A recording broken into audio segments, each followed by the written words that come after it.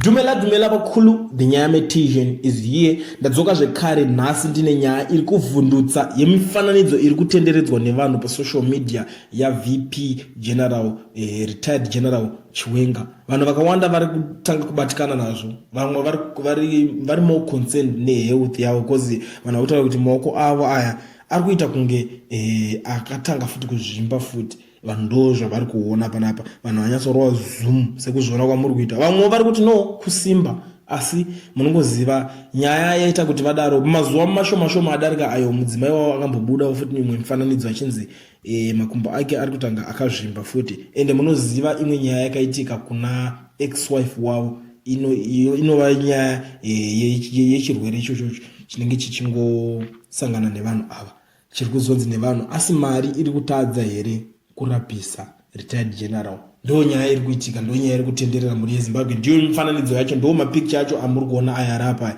ari kutaurwa nezvavo zvakanyanya nevanhu vemuZimbabwe. Ameno kuti imi makatada kuitarisawo nyaya iyi, munoionawo sei?